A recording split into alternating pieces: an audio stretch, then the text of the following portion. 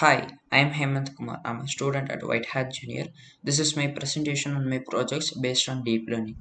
Before that, I would like to thank my mentor, Mr. Tanmay, who has supported me and guided me throughout the projects. So, first, let us move on to the table of contents. At first, we will be looking for the deep learning stuffs, and then we are going to see about what are autoencoders, and then transfer learning, and we will be visualizing my projects, and I will be finally summarizing and giving a conclusion. So let us move on to deep learning. But before going to deep learning, we need to know what is artificial intelligence and machine learning.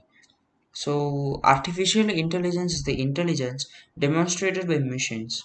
Um, it mimics the behavior and intelligence displayed by humans or animals. This ability helps the machines to solve the problems based on various technologies. The applications of this particular artificial intelligence are widely used in our day to day life in advanced search engines, voice recognition systems, facial recognition systems, etc. So how it works means AI uses mathematics and statistical approach to solve a problem, um, and it mimics the behavior which is expressed by human neural network, which is the biological neural network in the brain. So to keep things simple, this is enough for artificial intelligence. So we will move on to machine learning. So, the machine learning is the study of computer algorithms that improve automatically through its experience by training from the data. We can train the machine learning models in the ways based on their targets, which are called the supervised learning and unsupervised learning. In supervised learning, the targets is included in our data, and in unsupervised learning, the models train without targets. So whether we will be using the feature as the target itself, or else we will be not using any of the targets. These machine learning models are widely used in analytical problems. So after learning this, we would be moving to deep learning. Deep learning Deep learning is the part of artificial intelligence and machine learning which works based on artificial neural networks.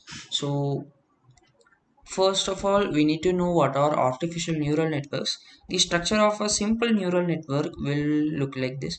When we have an input which is denoted by x, and then the values of the inputs are given to the hidden layer which contains an activation function to maintain its amplitude or its range from some of the points such as 0 to 1 or -1 to 1.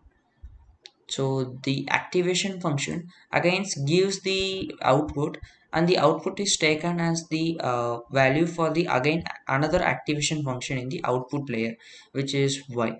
So the final output predicted by y is our final output. So this layer is known as input layer, and this is our hidden layers, and this is our output layers. The neural networks consist mainly these things. So when we are moving for the deep learning applications, is used in many applications such as self-driving cars, virtual assistants, and facial recognition systems, fraud detection like credit card fraud detection or bank account fraud detection, and drowsiness detection, which will be very useful in helping the people from preventing them in road accidents, and then speech recognition systems such as Google Assistant, which we use in our day-to-day life, and Siri, and Tesla, which is the self-driving car, and Amazon Alexa, which is also an example of the speech recognition system. So after this, we will be seeing the auto encoders. But before going to auto encoders, we need to know what are artificial neural networks are. If consider a scenario in which we have an input like this, and we are giving the input to some kind of neurons here, which will contain some activation functions, weights and biases, and then the values of these neurons will be again given to a neuron which will contain another activation functions, weights and biases.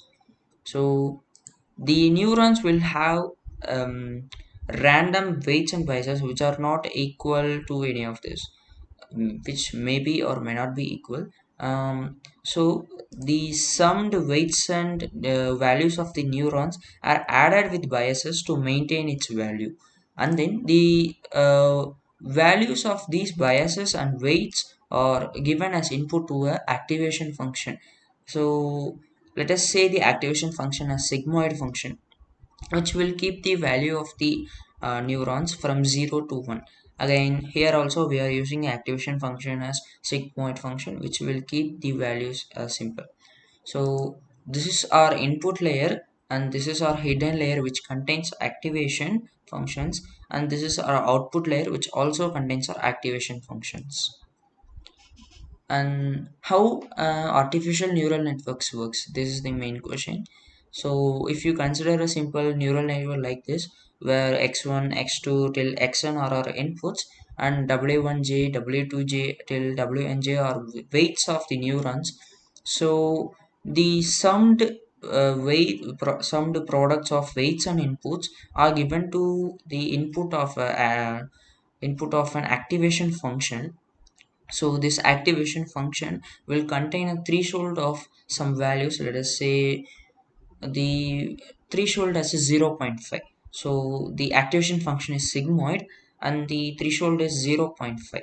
So as we know, the sigmoid function returns us output between 0 to 1. And if we consider a binary classification problem, such as it should classify into class 0 or class 1. So if we are considering the scenario, if the threshold value is if the value predicted by the activation function is lesser than 0, so 0 0.5, the activation function will predict that as class 0. And if it is greater than or equal to 0 0.5, it will predict as class 1. This is how an artificial neural networks works. Then we are moving to convolutional neural networks. Convolutional neural networks are type of artificial neural networks which are mainly used only for the image processing problems or image questions. So the main concept of convolutional neural networks are convolution. How convolution works means, if you are consider an input space of dimensions like this, and this is our kernel, which is a 3 cross 3 kernel. I think this image will keeps things simple. So this is our input space, and this is our kernel space. So we need to do convolutional operation here. Convolutional operation means it is like a matrix multiplication, but different from that. First, we are taking the kernel size as 3 cross 3, and we are searching for all the possible 3 cross 3 matrices in our original input space. So the first 3 cross 3 matrix is here from 9 to 1, and the convolution multiplication will be like this. The element wise multiplication, the first is 9 times 0, and then plus 4 times 2 plus 1 times 1 plus 4 times 1 plus 1 times 1 till 1 times 1. So the summation of all these products will be the convolutional output. So this multiplication addition gives us the 16. So 16 will be the value of first, and then the kernel will again search for all the possible matrices, which is 3 cross 3. So the next possible 3 cross 3 matrix is this matrix from 4 1 to 1 1 0 and 2 1 0. Again it will perform convolutional multiplication here, and the value of the convolutional multiplication will be entered here. Like that, it will iterate through all the possible 3 cross 3 matrices in the input space, and finally it will give a matrix which is the output matrix. And let us see about the convolutional output. So if we consider a kernel of 2 cross 2 2 cross 2 shape and an input space of 6 cross 6, this is the yellow lines are not our input space, but only the pink lines are our input space. So this is our 6 cross 6 input, and this is our 2 cross 2 kernel. So this 2 cross 2 kernel will iterate through all the possible 2 cross 2 matrices in our input space. The first possible matrix is this, and then it will iterate through this, and then it will iterate through this, and finally it will iterate through all the 2 cross through matrices, and finally it will predict comes to here. This is our final 2 cross 2 output. If we are considering strides as default and padding also as default, the output shape predicted by the convolutional will be input minus kernel shape plus 1. So we are considering 6 as our input shape and 2 as our kernel shape. So 6 minus 2 will be 4 and 4 plus 1 will be 5. So the output of this convolutional multiplication will be 5 cross 5. So now we need to know about what are strides and padding. Strides is also known as the steps. If we give stride equals 1, which is default, it will go one step per iterating. If we choose stride as 1, first it will go through this matrix and then it will go through this matrix. If we give stride equals 2, first it will go through this matrix and again it will um, skip 2 steps forward, 1 and 2, and it will go for this matrix, and again it will skip 2 steps forward. And padding is adding another layer of the dimensions provided in padding. So here the padding is 1, so we have added matrices of first 1 dimension around the input space. So I think the things are clear. Let us move on to the next concept. What are autoencoders? So consider an input, and input maybe the input is an image, and we need to find the reconstructed image of the input. So we will give the input to some neurons which will compress its shape by performing dimensionality reduction. So this part will compress the shape of input to some certain limits, and again we are stretching out the dimensions of the input shape to its original shape.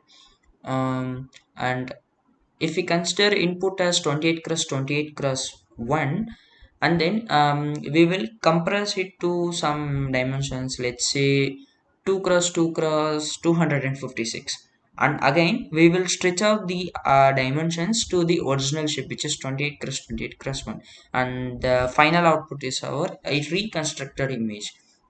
So this is how the autoencoders work. Let us move on to the components of autoencoders. The autoencoders mainly composed of two components, namely encoding part, which compresses the shape by using dimensionality reduction, and then the decoding part, which will stretch out the compressed shape to original form. Let us move on to transfer learning. The transfer learning is the process of transferring knowledge from one model to another. Let us say a pre-trained model of shape model structure like this. Here we are using the input layers from this layer to this layer, and this is our output layer, which is let us say the pre-trained ImageNet as VGG16. So the structure of VGG16 will look like this. This is our input layer, and this is our output layer. But VGG16 is professionally trained for image classification of 1000 classes. But in our case we will be using image colorization. So the image colorization means we will not require any dense or fully connected layers here, and the output should be also an image. So we will be removing these layers from our model. Sorry, these layers from our model, and we will be attaching our own decoder here. This is how transfer learning works. Let us say these are the input layers and these are the fully connected layers. We will be removing these fully connected layers and we will be attaching our own decoder or final layers here. And we will make the layers of this model to non-trainable, because the models are trained on the model is trained for image classification and we doesn't need that in our case. So we will make the weights as different for us. So it will just acquire the knowledge of images from that model to our model, and then it will pass the information to this decoder, and which will give us the final output. Some examples of the pre-trained ImageNet models are given in Keras, which are VGGNets, inception nets, rest nets, mobile nets, dense nets, etc. As we have seen the architecture of VGGNet, we will be using the VGGNet as our part of our model in transfer learning.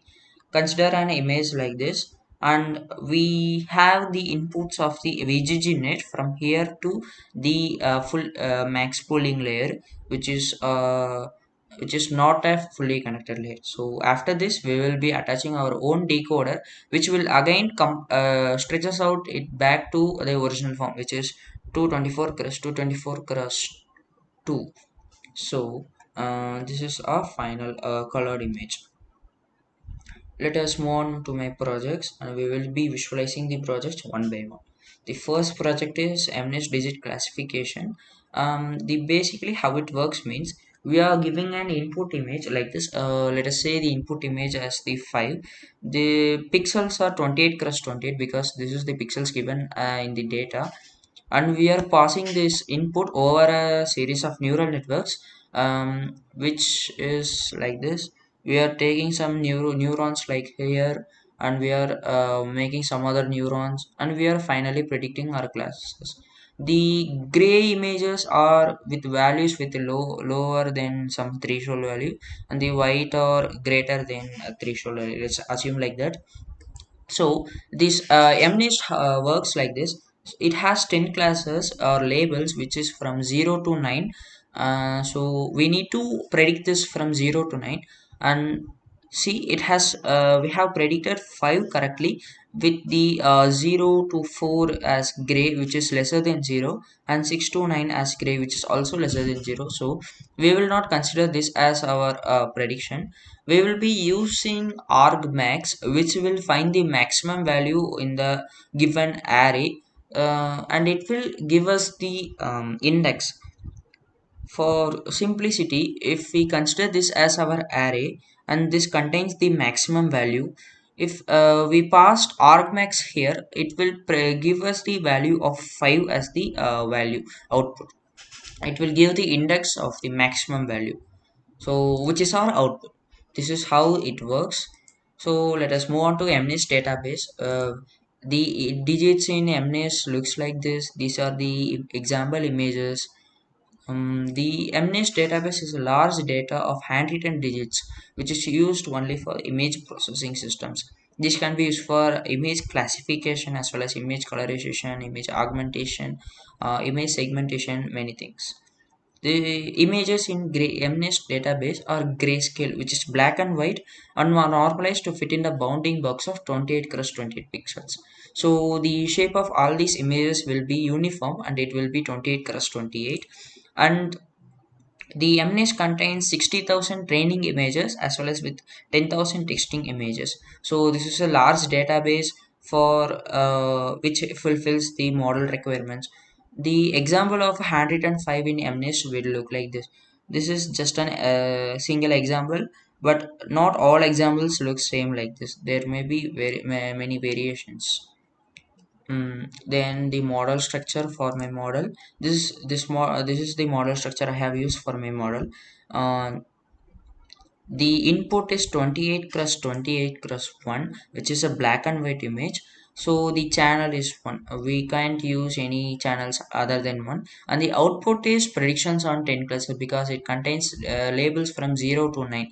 So the accuracy of my model is about 99 percentage, and it reached that accuracy when I trained that for 25 epochs. Let us visualize some of the results predicted by the model. If these are the images given to the input to the model, and the predicted images are given below. Um, 0 has been predicted correctly, 1 has been predicted correctly, and we can see that 4, 5, and 8 has been predicted wrongly. This is because when we visualize at 5, when this looks similar to 8 to the model, the loops of this 5 look similar to the 8, and when we comes to 4, the loops is not looking like 8, but the model has trained on that loop, and it decided that these loops are looking like 8, so it has predicted this is 8 wrongly. This is the reason because why it has predicted wrongly. And if some other images looks like any other images, means it will also predict like this, because the model accuracy is 99%, which will lose 1 percentage of accuracy. So the source code of the model is this. So we will go code by code, not by line by line, just for our understanding.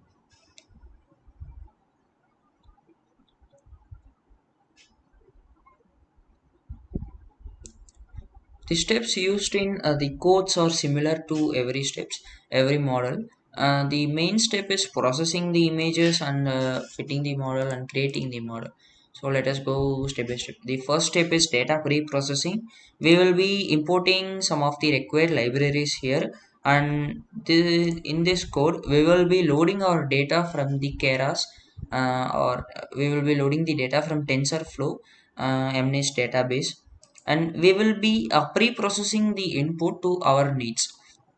Here we need the shape of 28 cross 28 cross 1 as our input, and the target has only one column, but we need 10 columns because there are 10 labels. So we will be performing one hot encoding here. What basically one hot encoding means, um, if you are considering two labels of 0 and 1, and you have the values of a target as only one column, which is the target, and it has 0 1 1 0 0 1 1 0. Let us consider this in mind, and we need to one hot encode on this data.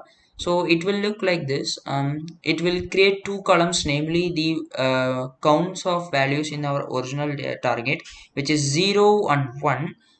So if in the target we have 0, means in the place of 0 it will enter 1, and in place of all other columns it will enter 0. So this is what one hot encoding means.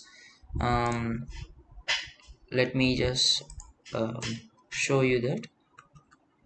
This is, let's consider this as our original target, and we have columns like 0 and 1.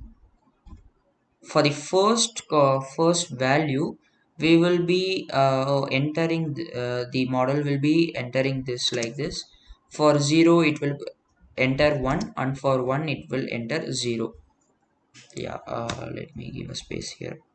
And then for a second value, the value is 1, so it will enter 0 in the place of 0, and in the place of 1 it will enter 1. And again it will enter 0 in the place of 0, and 1 in the place of 1, and again the value is 0, so it will enter 1 in the place of 0, and 0 in the place of 1. This is how one hot encoding works for any of the classes. So after one hot encoding, we can see that our testing and training targets has 10 columns each. You can see here. So this is our pre-processing of our inputs. Then we can visualize some of the images in the MNIST database. So this is how file looks like: 0 4 1, and these are the images in the MNIST database. These are some of the images. After visualizing this, we can go for the model deployment. I have already shown you this model structure, which takes input of 28 cross 28 cross 1 and predicts 10 labels. So we are fitting the model with the X-train and Y-train, which are the targets and features, with the epochs of 25, and we are getting the result with 99% accuracy.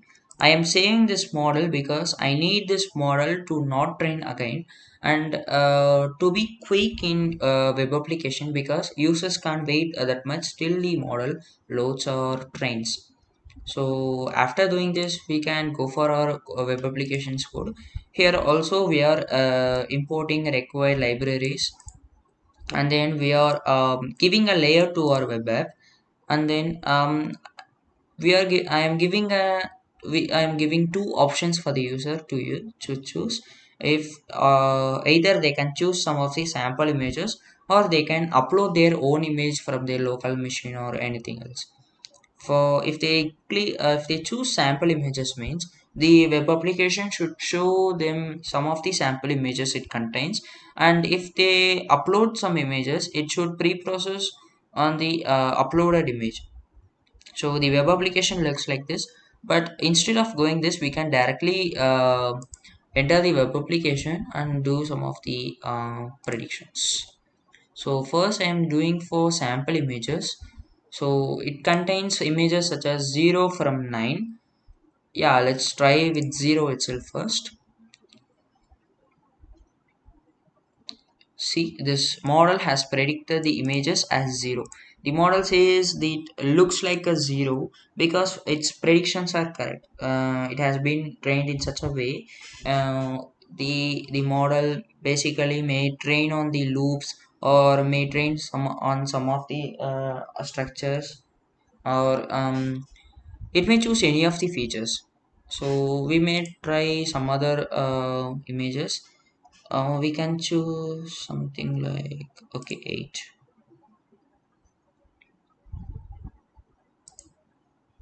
Yeah, this is the same image I have used. So we can upload some images, but I have extracted some of the images which will and won't give us a better result. First we will upload this to, sorry,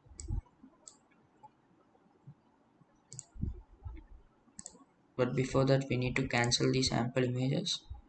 Yeah, now it is good to go.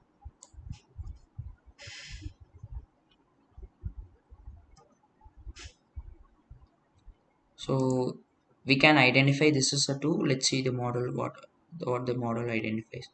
This also identify it's correct, but there are some cases where it cannot identify the image as per the correctly. If we choose this file and give it as the input,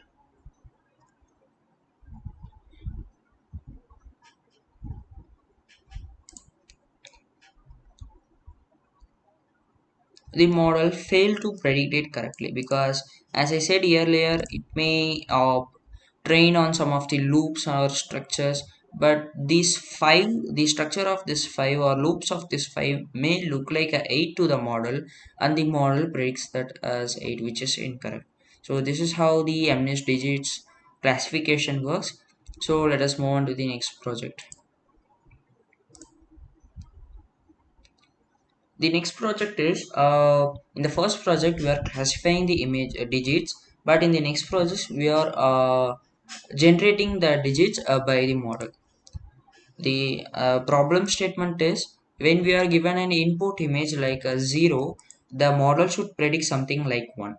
How this works means, by use of autoencoders, this model will take input as 0, which is an image, and it will go through the process of some autoencoders. It will compress and again then stretches to original form, and then it should predict some images like 1. It should not it will not predict exactly 1, but it will predict some digits which are similar to 1.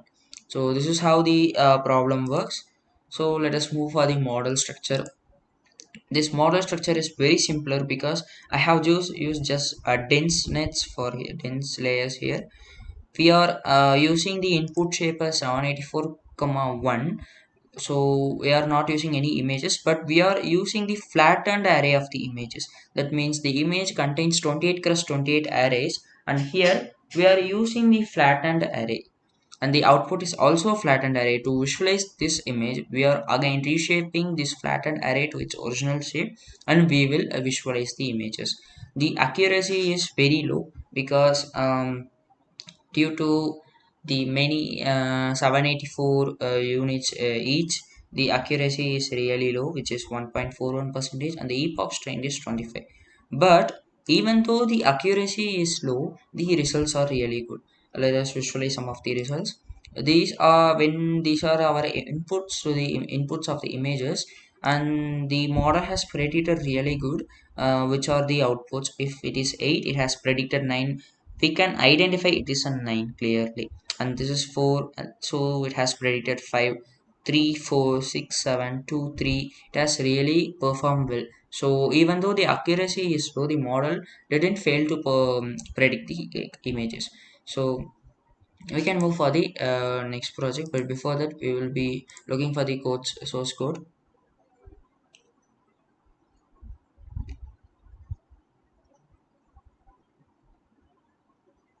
Yeah, here too the applications are similar. We will be importing required models, and here I will be importing oversampling. Oversampling is a technique of fitting the more inputs or outputs with some more datas, which will be similar to the original datas.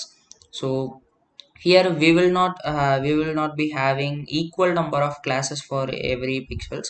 So we will be oversampling this, because when in terms of machine learning, if it comes imbalanced data, the machine will be biased, or it will predict only the classes which are more. So we will be performing oversampling here, and we will be pre-processing the data such that if the input is 0, it should predict image as 1, and if the input is 1, it should predict as 2, and so on. So this is our pre-processing. And the model deployment, this is the model I have shown you before. This contains, so we are fitting the model with 25 epochs, and the accuracy of this model is 1.41 percentage. The validation accuracy is nearly to 0, which is very low, but even though it has predicted really good. The predict some of the predictions are here. I have already shown you these predictions. For every object, this is a 3, but it has predicted for this also. Doesn't look like a 3, but it has predicted correctly, and the image prediction is also really good. This is something like 0, and it has tried to predict something like 1. So this is a 5, so it has predicted 6, 2, and 3. So the predictions are really good. So we can move to the next project, just image colorization. But for image colorization, we need to know some of the terms, which is very important for the problem. First of all, we need to understand the problem. If you are given an image such as a black and white image or a grayscale image, and we need to convert them, this process can be done with many ways. But here I will be using the principle of autoencoders. The autoencoders, we know already how the autoencoders works. So that the input image should be processed, and the processed image should be given as the input to the encoder of the autoencoder, and the output produced from the encoder will be given as the input of the decoder, and the output of the decoder will be our final output. So before going deep, we need to know what are RGB images and CLAB color scale. So we all know what are RGB images. It is a colored image.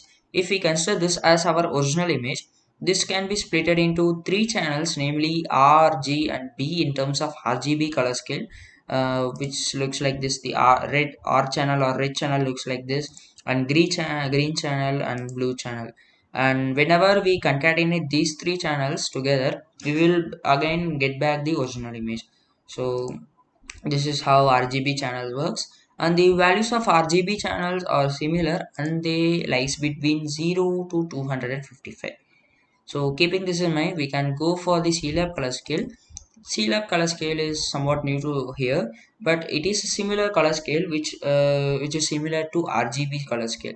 This is the color scale of CLAB, but we will not be using this. We will not be visualizing this. Instead, we will be using some of the easiest terms. So this also contains three channels, namely L, A, and B, for which L stands for lightness values, and A stands for red to green values, and B stands for yellow to blue values.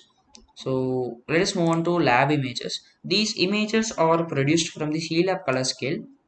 If we consider this as our original image, this image can be split into three channels, namely L, A, and B in terms of lab images. This L channel is the black and white image, which we will be using for our inputs, and these A and B channels will be used for our outputs. So keeping this in mind, the values of lab channels are not similar, and the value of L lies between 0 to 100, and A is between A and B are between minus 128 to plus 128. So the main question arises why we need to use CLAB color scale. Uh, we can use CLAB color scale. We can use any other color scale, but CLAB is preferred because the input of our model should be a grayscale or black and white image, which is present in the first channel, which is the L channel of the lab image.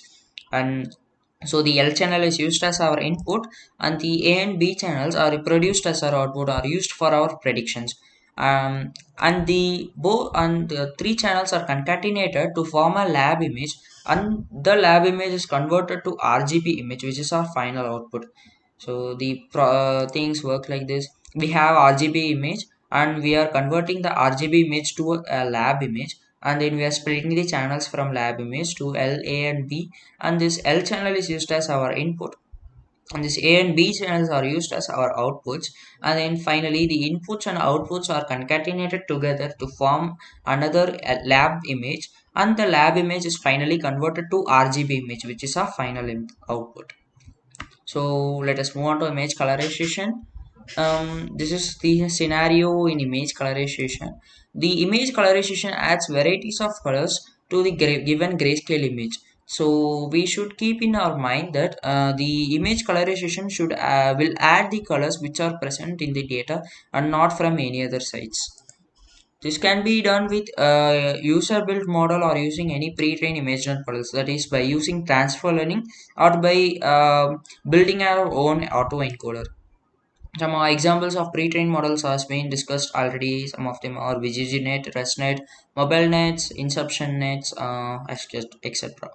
Let us move on to the third project, which is the fish colorization. In this, the source of the data has been extracted from Kaggle's large-scale fish dataset.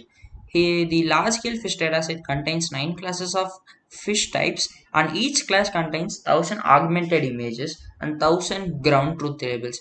For example, this is if this is our training image, the ground truth of this image would look like this. So the image is augmented, that is it is pre-processed for them, and this image is used as our input image. The This is used as our input image, and this is the ground truth label, and the some of the examples of the test images look like this. This image is not augmented. So let us visualize the model structure for autoencoder built by the user. This is the model structure. These layers are act as encoders, which will compress the shape of the input image to some certainty, and then it will again stretches out the original shape using decoder. The input shape is 256 cross 256 cross 1, which is a grayscale image, and the output predicted is 256 cross 256 cross 2, which is the channels concatenated channels of A and B images. The best accuracy reached by this model is 89.90 percentage, and it has reached this accuracy when it has been trained for 65 epochs. So let us visualize some of the results. If this is our grayscale image or an input image, then these are our predictions at various epochs. You can see that at 10 epochs it has started to predict somewhat, and at 65 epoch it has done really good. But at 100th epoch the model failed to predict, because after training for 65 after training for 65 epochs, when we try to train for more epochs, the model starts to get overfit, which is really not good for our model, and it doesn't learn anything from the data. So it failed to predict and it failed to color the image. So this is the reason why we are getting the image as a black and white image. Let us move on to the transfer learning model structure.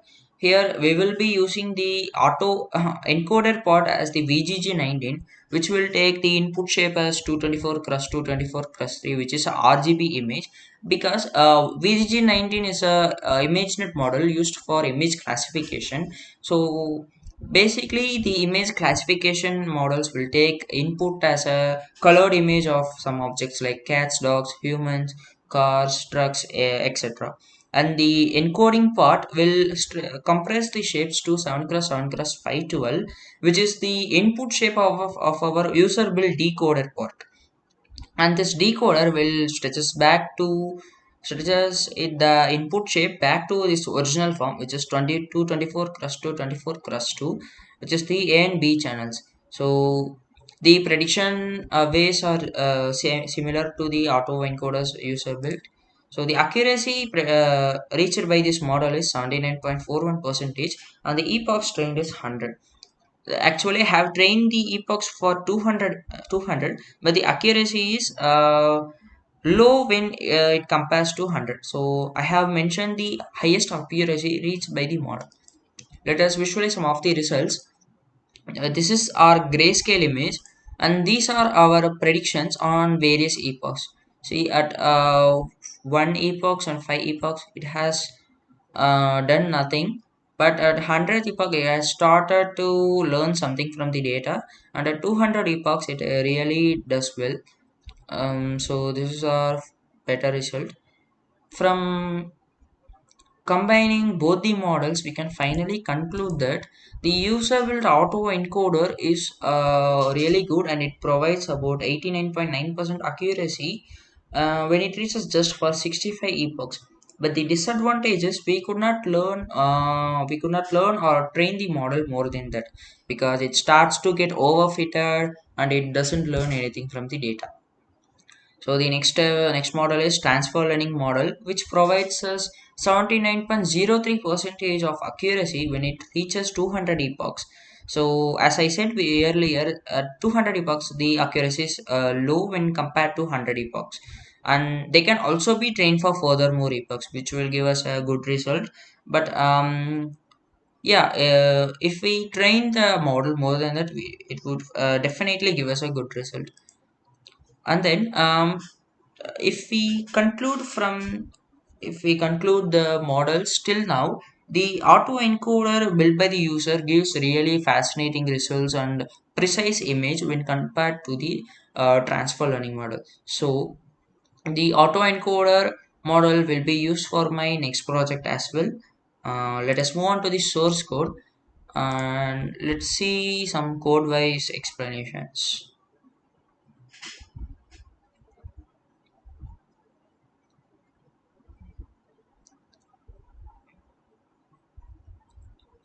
So first of all, we are importing some of the required libraries, and then we are pre-processing the data as per our needs.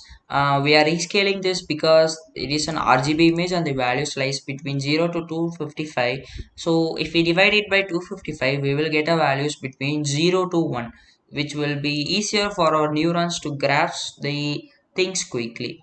And we are pre-processing the images in such a way which we need inputs and outputs. Inputs are of shape dimensions 1, and outputs are 2.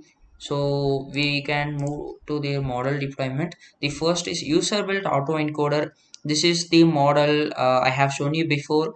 So we are fitting the model with epochs of 65 with x and y, which is the features and targets, and this gives us the accuracy of 89.9 percentage. So we can visualize the predictions. If this is the original image, which is the RGB image, and this is the image taken as input by the model, and this is our colored image. When you compare the both the images, you can see there is only slight differences between them. The quality here is good, but here the model has not been predicted high quality. So this is the major difference, minor difference between them. So let us move on to the transfer learning model. Here I am using the pre-trained image as VGG19, and I am removing the last three fully connected layers from it, because we don't need any dense layers here, and we are attaching the own decoder here. But before that, we need to change the layers of VGG19 as non-trainable, because they should not train from the image classification problems. And then we are pre-processing the inputs for our decoder, which is the output of our encoder encoding part, which is of shape 7 cross 7 cross 512.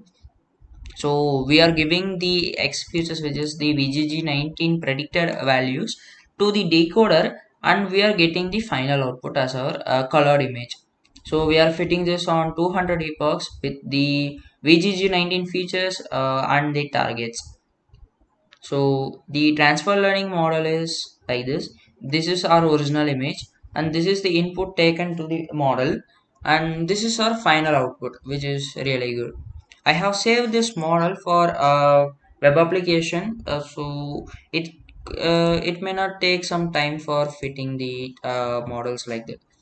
The first step is importing some of the required models and creating a layout for the web application, creating a prediction function which will makes the time quicker, and it will take lesser time when compared to fitting the model and prediction like that. And the process image will pre-process the image as per our needs of the auto encoder model. And I have given three options, three choices for the users to choose. One is the sample image, whether they can choose some of the sample images which are present in the model, which are present in the web application, or else they can upload the image of a fish from their local machine, or else they can use some of the image address from Google. So this is how the model works. So let us visualize the web application. First of all, we will check for sample images. Let us choose just one images. Let's choose something like we can use CBS.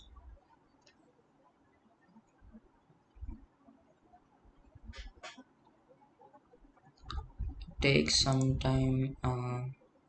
Yeah, let's wait.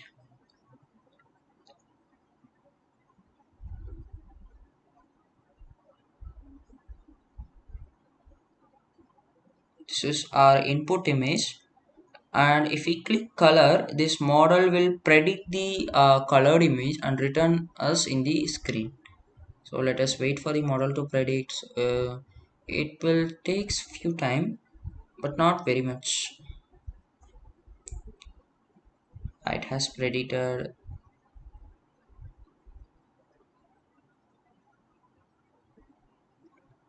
You can see the this part is not colored. Okay, this part is not colored, but other parts are colored because the accuracy is not 100 percentage. It has tried a little bit and it could reach a good result. So except this part, all the parts are colored. So this is how the sample images. Let us upload some images and see. We can choose this image.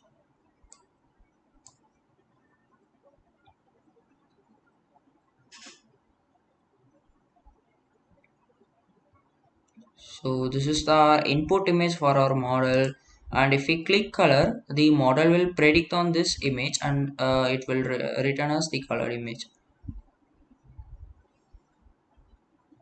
Yeah, I think yes. See, the backgrounds aren't colored very much, but the body of this fish is really colored good. So this is our output, and then we will go for the final choice, which is the link. So we can choose some of the fish image from Google, and we can try on that.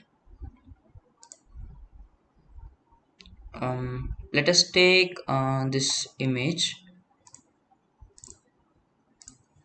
We can paste the image address.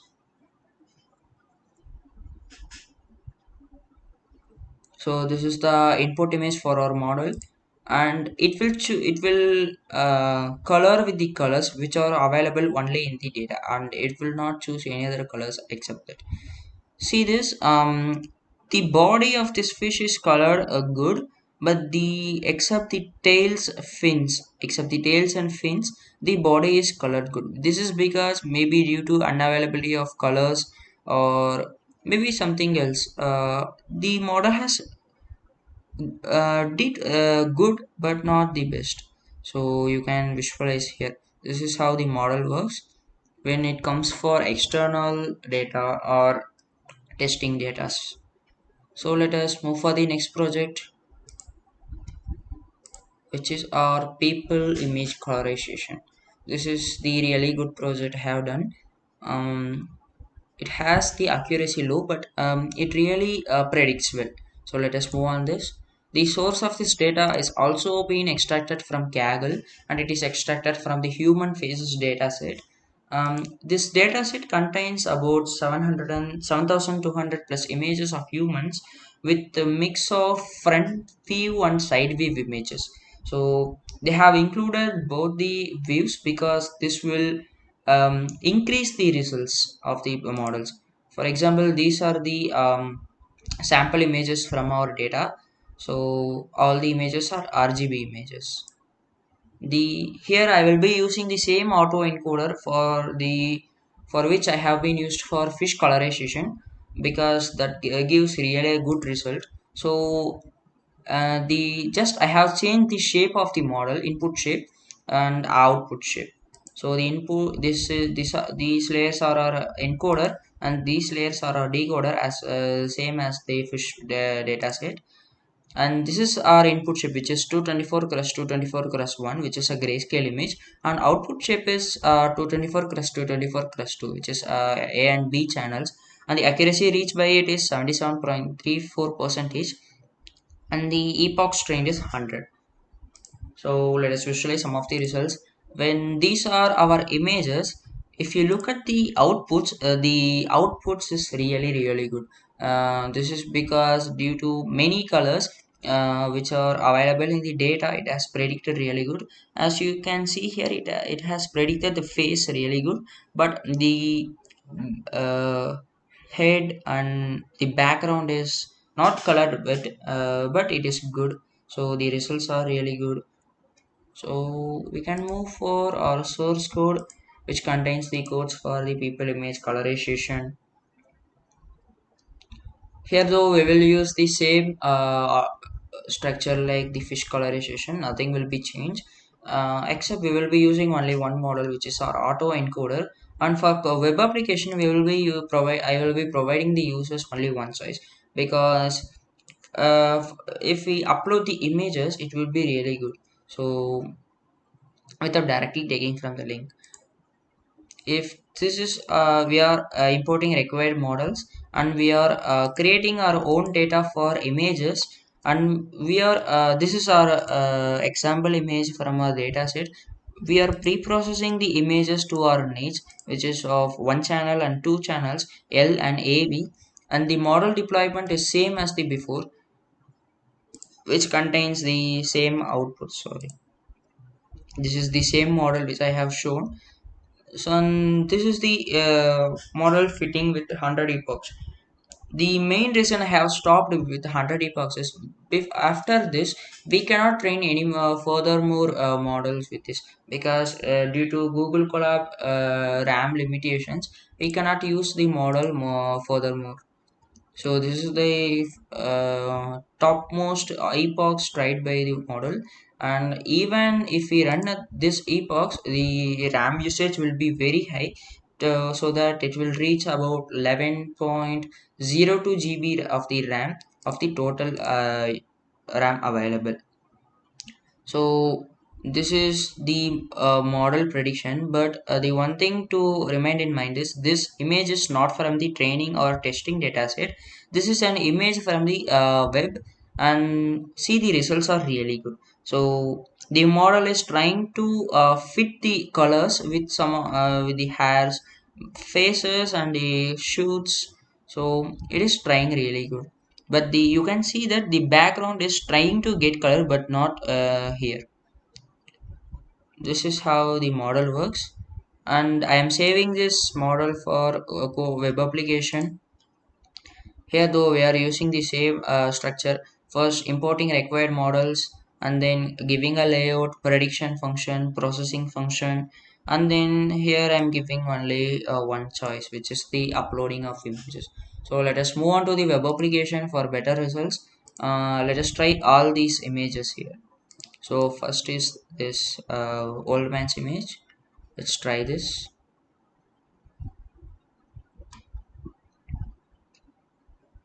So this is our input image for the model, which is black and white, and if we click color, it should return as a colored image as the output. See, the model has predicted really good, so it has added some colors to its face, and some colors to its collars and some shoots, but it hasn't predicted the backgrounds, and here you can see it hasn't predicted the ears as well. So this is how the model works, because it has accuracy of 77 percentage, which is really good. And if it choose with another image, if we choose this image,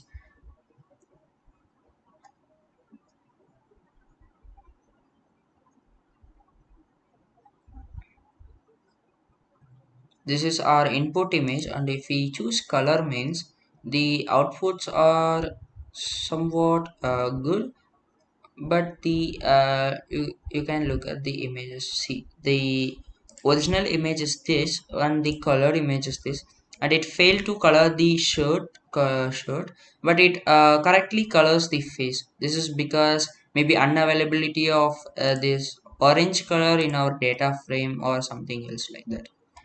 And finally we can choose this image. This is our last input image. We can choose that.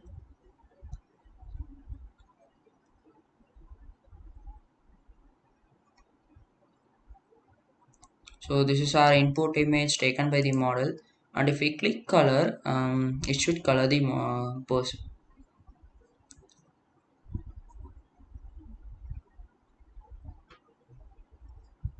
As you can see that this model perfectly colors this man, but except here, and it has also colored the background. As you can see here, the background is same to this, but this is not the image in train or test dataset. So this is how the model works, and the results are really good. So let us move on to the next concept, which is yes, the summary and conclusion. In this presentation, first we have seen the introduction to artificial intelligence, machine learning, and what is deep learning, and then we learn the basics of artificial neural networks and convolutional neural networks, and about convolutional multiplication operation, and then the structure of autoencoders and its working, and then transfer learning and how it works, and we visualize the projects and their results, and we can conclude from the presentation that this project is done to understand the basics of deep learning. This is the main point. And then this project will show better results when they are trained for more epochs. Basically these project the models are trained only for few epochs due to the Google collapse limitations of high RAM usage. If we train the model for further more epochs and for more data, this model will really give us a good result. And then this is the same point I have given here, and these models can be developed with a high amount of data, and with a big RAM machine, to make interesting real life applications like image colorization of vintage images, which will give the images a new life. And I hope the things are clear, and thank you.